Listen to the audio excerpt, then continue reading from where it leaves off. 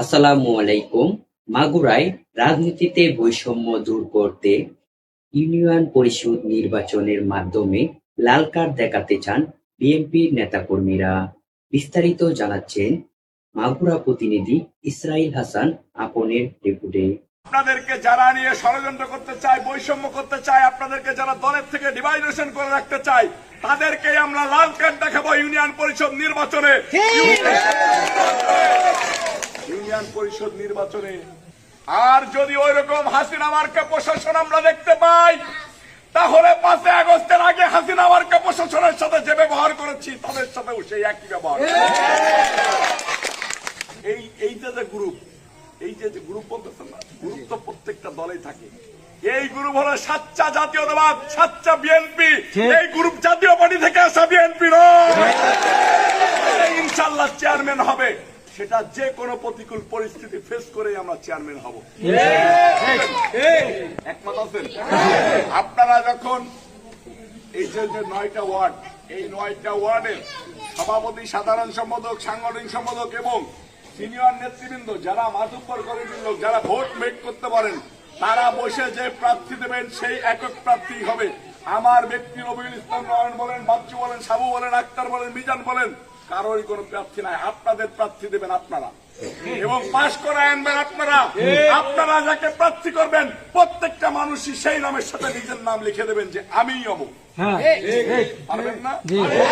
ওই চেয়ারম্যান আপনাদেরকে দেখভাল করবে, ওই চেয়ারম্যান দৌড়াদৌড়ি করবে, ওই চেয়ারম্যান বাচ্চু আক্তার, মিজান সাবুর কাছে যাবে, ওই চেয়ারম্যান রবিউল ইসলাম নয়নের কাছে যাবে, ওই চেয়ারম্যান প্রয়োজনে তারেক রহমানের কাছে যাবে আপনাদের দাবি দাওয়া নিয়ে।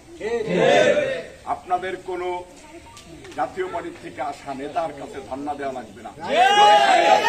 রহমান সাহেবের আদর্শ বুকে ধারণ করেন, যদি তারেক রহমান সাহেবের আদর্শ বুকে ধারণ করেন, যদি দেশনেত্রী বেগম খালেদা জিয়ার মায়া, মমতা, স্নেহ, ভালোবাসা আপনাদের ভিতরে থেকে থাকে, তাহলে জামাতকে নির্মূল করে আপনাদের প্রার্থীকে জয়যুক্ত করে ওই মোহাম্মদপুরে আবার খেলার মাঠে সেই চেয়ারম্যানকে সংবর্ধনা দেবো আপনাদেরকে সাথে নিয়ে ইনশাআল্লাহ। আপনাদের কাছে আমার বিনীত অনুরোধ, ঐক্যবদ্ধ থাকবেন। নির্বাচনের আগে গ্যাঞ্জাম এড়িয়ে চলবেন, নির্বাচনের পরেও গ্যাঞ্জাম এড়িয়ে চলবেন। আমরা গ্যাঞ্জাম করতে চাই না, তবে কুকুর যদি আমাদেরকে কামড় দিতে চাই, ওই কুকুরকে আমরা ছেড়ে দিই।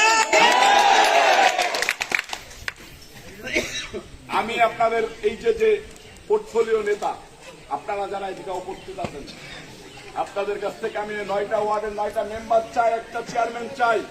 সেই চেয়ারম্যানরাই ইনশাআল্লাহ আগামী জাতীয় সংসদ নির্বাচনে আপনাদেরকে সাথে নিয়ে আমাকে সংসদে যাবে। পারবেন না? আমি আপনাদের কাছে এই আশা রাখি। আমি যেমন মনে করি যে ঢাকাতে আমি রাজনীতি করলেও মাগুরার মানুষের আমার প্রতি হক রয়েছে, আমি কি আপনাদের কাছে মনে করতে পারি না? মোহাম্মদপুরের দীঘা ইউনিয়নে আমার পার্শ্ববর্তী এলাকা, আমার পার্শ্ববর্তী বাড়ি, আমার তাদের প্রতি হক রয়েছে, যেমন তাদেরও আমার প্রতি হক রয়েছে। আমি আপনাদের পরিবারের লোক, আমি আপনাদের পরিবারের সাথে থেকে একটা জিনিসই চাই, সামনে ইউনিয়ন পরিষদ নির্বাচনে একটা চেয়ারম্যান, 9টা মেম্বার নিয়ে ওই জাতীয় পার্টিকে লাল কার্ড দেখাবো ইনশাল্লাহ। দেখে পারবো